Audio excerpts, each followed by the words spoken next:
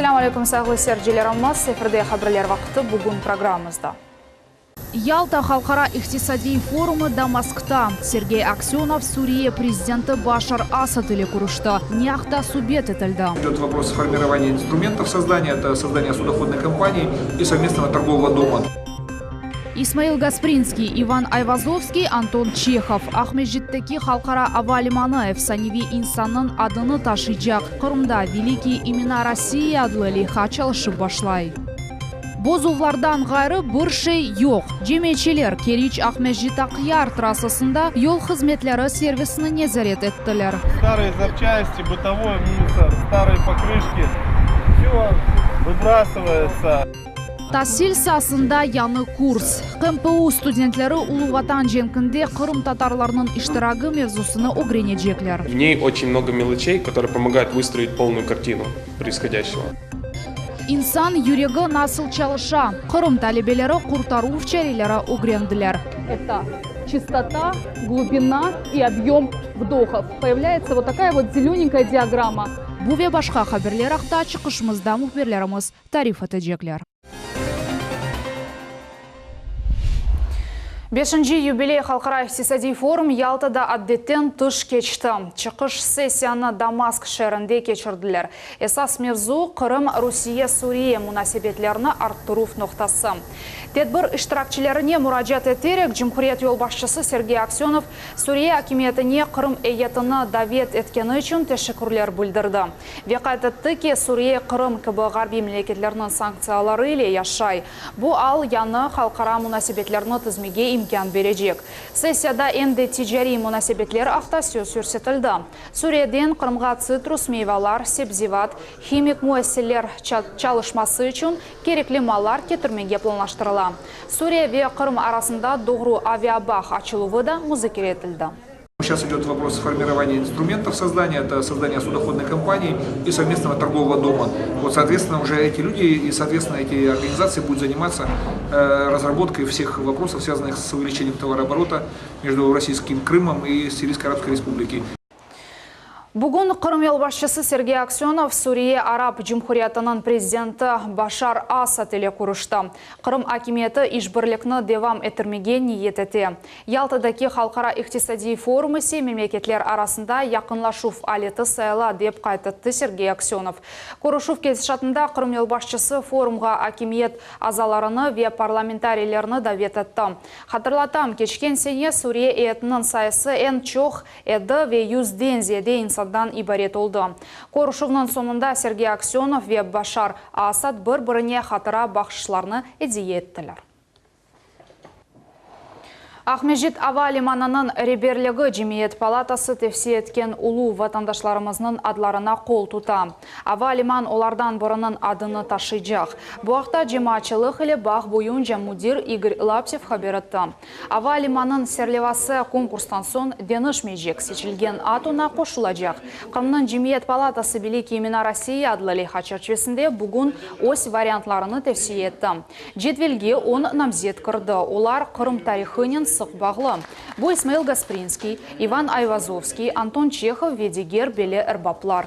Konkurs şartları boyunca eğer başka bir avaliman bir insanın adına taşısa, böyle namzetini tavsiye etmek mümkün değil.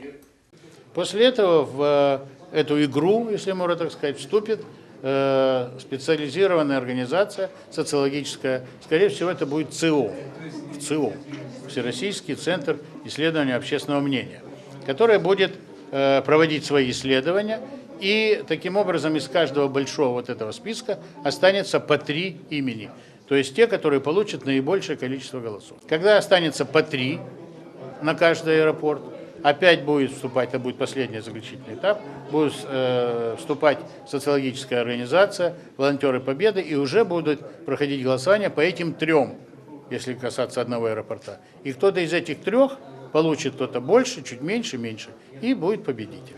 Таким образом, каждый сможет поучаствовать. Rusiyaliler o'z variantini oktyabrning 28-ni taklif etib bildilar. Eğer onu 500'den ziyade insan seçse, bu ad umumiy jadvalga kirajak. Saylovlarda yo'lchilar da ishtirok etib bildilar. Qrim Ava limanının mudiri aytganına ko'ra, buning uchun terminalning territoriyasida epsi sharoitlar yaratilajak.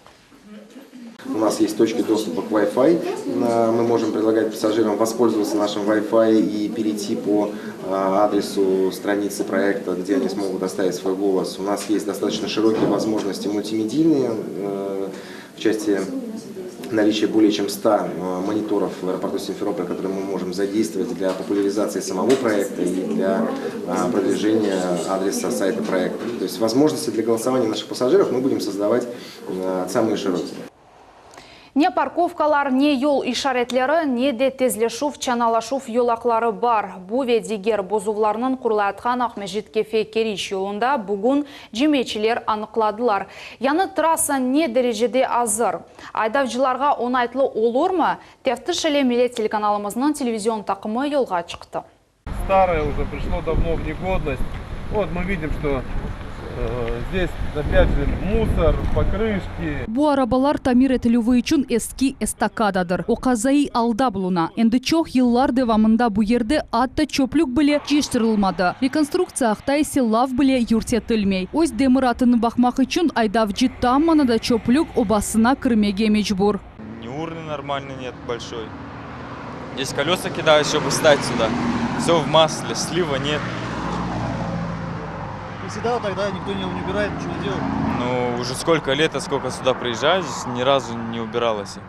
Все в масле. Здесь на самом деле яма глубокая, она просто засыпана мусором. Бу сефер жемиетчилер эмди сакатлар үчүн сервиснин кейфиетini тешкердилер. Якыт коюу станциялар, кавеханелер, автостанциялар. Боле ерлерде махсус кнопка олмалы. Умумрусия сакатлар жемиети Кырым бөлүгүнүн азасы Александр Давиченко хадимлерден ойледи ярдым алып оламады. Тут вообще оценивать нечего, потому что тут доступности никакой для людей с инвалидностью. Единственное, висит кнопочка в автошколе. Девочка сейчас выскочила, спросила. Все-таки она была, видимо, на обеде у нас. Вот. Все остальное очень плачевно. То есть, приехав сюда, человек с инвалидностью, пользующийся инвалидной коляской, он не сможет ни покушать, ни сходить в магазин. Просто для него тут места нет.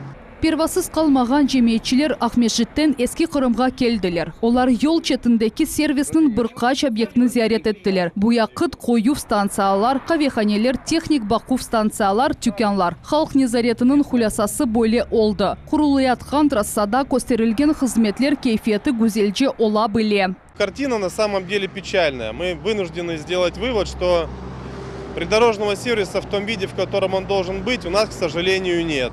Мы видим, что о доступности среды говорить вообще не приходится, потому что ни один из объектов придорожного сервиса не отвечает тем требованиям, которые установлены законом Российской Федерации. Мониторинг нәтижесінде yol хожалығы Devlet Комитеті огунде Cemiyet Şuranın vekilleri akt tizecekler. Vesika bakıluf için episi yukarı idarelerge yol anılacak. Асан Абибулаев, Айша Шулакова, Асан Зивадинов, Millet için. Анивей Қорантанын қиметі жойула. Америкада 3-ші жинысыны сечкен гражданларға Русияге виза алынған вақыт гендер алиметіні сечмек керек olacak. Çünkü Rusiyada insanlar arasında X жинысыны yok, деп хабарete Крыминформ агентлігі. Hatırlatamız, yakında New York şehrinde bala doğulvaq taşı adetnamede 3-ші жинысыны seçmege ruhsat berildi. Kırımlılar bu haqta ne düşüneler? Nevbeti Kelef hamızına seyretiniz.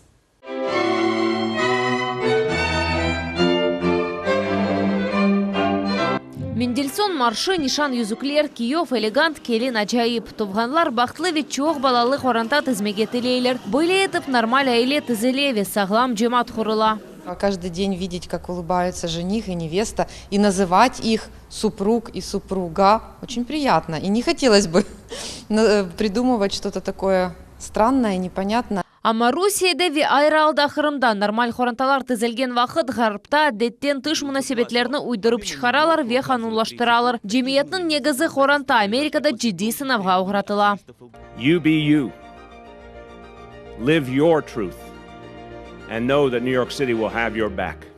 ЛГБТ бірлішмесі енді қанун севейде ярдым алды. Нью-Йоркта ресми шекілде 3-ші жыныс керсетілді. 2019 сененің 1 январь күнінден қанун чалышы башлажақ ве әрбір сакен өзіні еркек яда қадын оларақ белгілеп оламаса X жынысыны сече бөлежек. Крым очень традиционный в плане, допустим, семьи, в плане института брака. Общество живет за счет того, что рождаются новые члены общества и несут, сохраняют культуру, традиции, ценности. Да? Вот третий пол, он ведет к тому, что не будут рождаться новые члены общества. Он ведет к вымиранию. Америкалы ана бабалар өз балаларына үшінші жынысыны шымды тайынлеп оламайлар. Нью-Йорк хакимиеті bu imkanını тек büyüklerге берді. Весихаха денішмелеріне есе тек жыныс денештіру фамилияты кечірілген сон керсетмек мүмкін. Полный бред. Это я даже не понимаю, как это можно представить. И кто этот человек, который берет на себя вот эту вот обязанность быть неизвестно кем и неизвестно чем. Негативно я к этому отношусь. Потому что дети это все видят и считают это нормой. Но на самом деле это не норма. Отрицательно, естественно, конечно. Почему? Потому что это недопустимо, я считаю. Как оно должно быть в жизни, правильно? Да. А как они будут рожать детей? Никак. Лично мое мнение, это просто в голове не укладывается, вот честно. Кырымда Америкадаки янылықны абсурд деп саялар. Жемейчелерінің фікіріне көре инсаниетінің ахляки ве рухи химетлері телукеге оғратыла. Экспертлер эминлер бұқаста тішөбіслерінің нәтижелер мұзбет олмас. Я убежден, что американцы, живущие в Нью-Йорке, это нормальные, обыкновенные люди. И только политическое руководство, политические проходимцы, люди, которые используют различные либеральные тренды, получают от этого какие-то свои политические преференции. Асырлар девамында шекилленген ананелер бұ Қырым сәкинлерінің дегірлігідір. Шымділік ғарыпта ахлахи ве дини темел бозула Қырымлылар нормаль хоранталар яраталар, қыз ве оғланлар доғыралар, ве сағлам жемиет құралар. Ноябрьнан 25 күні милей күреш бойынша Қырым чемпионаты кечежек. Ен күшлі күрешшілер насыл мүкафатларға наил олажағы беле олды. Бір категорияда бірінші ерге наил олғанлар үшін баш мүкафат автомобилер олажақ. Үш Лада Гранта ве бір Hyundai Solaris. Екінші ерні қазанғанға 100.000 рублелік. Үшінші ер үшін есе 50.000 рублелік сертификат берілежек. Турнирның абсолют чемпионы ен күшлі күрешші унванны ве 50.000 пара мүкафаты иле тағзирленежек. Бұл сене турнир олимпик чемпион Рустем Казаковның адыны ташы. Иштиракчилер үшін яны шартлардан бірі мұтлаққа бір йылық Қырым пропискасы олмасыдыр. Қырым Әдеслік педагогика университетінде яны оқув курсы пейда олды. Эндден магистр тарихчилер айры фенолара Қырым татарлар улу ватан женкінде иштирак етуі мезусыны кечежеклер. Бір ветеранның тақдиры диққатқа лайық, деп сая тарихи илімлер докторы профессор Владимир Поляков. 6 айлық курс нәтижелері бойынша Поляков китап нешір етмеге ниет етті. Чтобы он стал достоянием не только одной группы магистров, а чтобы пользовались во всем Крыму, во всей России, а может и во всем мире. Потому что вклад крымских татар в Великую Отечественную войну недооценен. Это однозначно. Мы просмотрим, на фоне крымских татар пройдет вся Великая Отечественная война от Бреста и до победы. Потому что наши земляки участвовали абсолютно во всех этапах войны, были во всех родах войск. И вот мы покажем войну через крымских татар. Бу фен огренулювы бойынша дерслік ве құланмалар юқ. Бу амели дерсінің хуссеті шундаки студентлер улу ватан женкінде иштирак еткен Қырым татарларының мемуарларны оқулар. Бірінші лекцияда олар тарихчи Нури Халиловның хатыравларны огренділер. Оның Эвге uzun yol серлевалы китабы улу ватан женкақта уникаль шатлық. Муалефны сатқынлықта қабатлап тақып өттілер. Женкнің бірінші күнлерінден Қызыл Ордуда қызмет еткен Нури Халилов өз миллетінен берабер тарихи адалетсізлікні толу шекелде башындан кечірді. Необычно в плане лекционного занятия прочтения книги. То есть мы сами материал воспринимаем своими глазами вместе с преподавателем, и это сопровождается комментариями как нашими, так и комментариями преподавателя. Сегодня, можно сказать, мы перенеслись назад во времени и прочли мемуары человека, который непосредственно присутствовал на поле сражения Второй мировой войны. Пережитые события сказались на самом человеке, и он выдал это в труде, то есть он был там непосредственно. Чох функциональ меркез садлы девлет боюнча муассисе жизненные ситуации деген яны функцияны кошты. Энді бала доғанда ве не фақаға чыққанда эпсы весіқаларыны бір ариза әлелді етмек мүмкін. Тәсілатларны Наджия Исаева біле. Мне нужно получить талон по услуге рождения. Пойдемте, пожалуйста. Тес веневбецес бойынды керчектір. Бір әке әрекет ве чоқ бекленілген талон қолыңызда. Межичерінің чоқ функциональ мерkezінде жизненные ситуации, яғни IT вазиетлер адлы қошма функция açıldı. В настоящий момент девушка подает документы. Она пришла к нам сегодня, взяла талон, подождала буквально несколько минут и оказалась в окне, где спокойно, в рамках рабочего процесса, подает документы для получения услуги.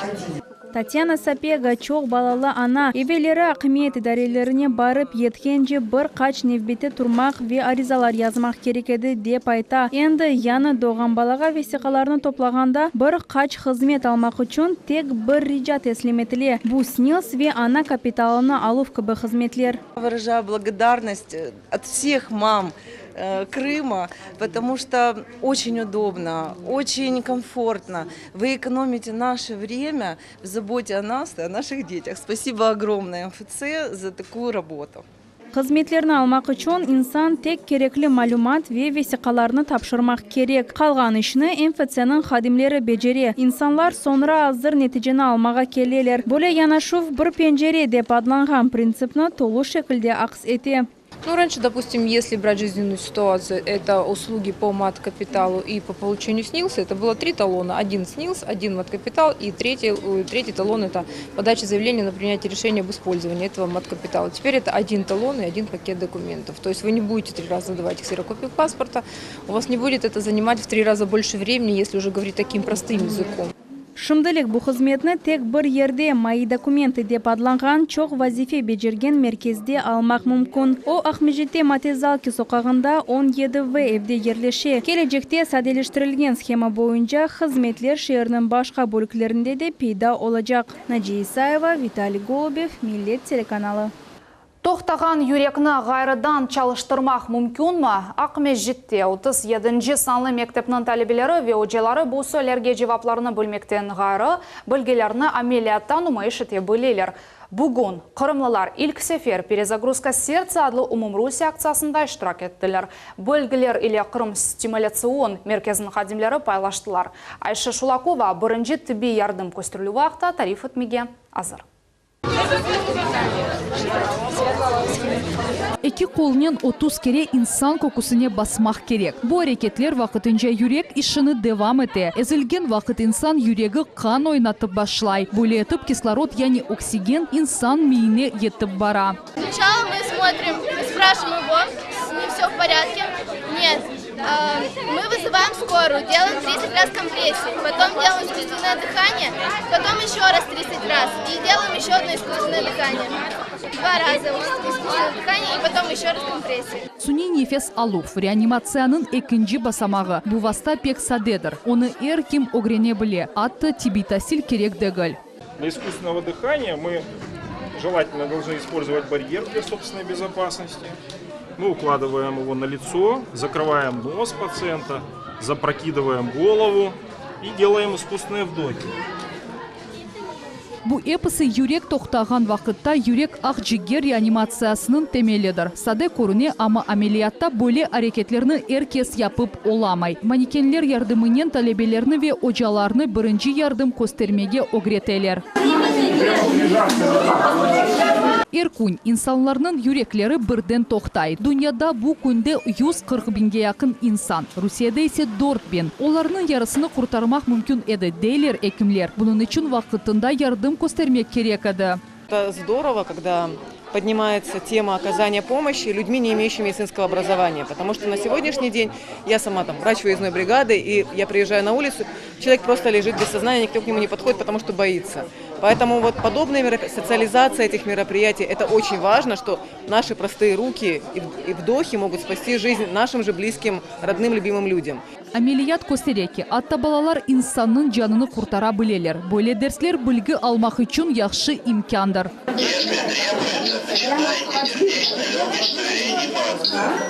Бу окув тыш автоматик дефибрилляторы. Бүтін дүнияда ичбір реанимация онсыз çalışмай. Onun yardımı ile 90% insan kurtarıla bile. Esası ise onu kullanmak için tibbi tahsil керек дегіл.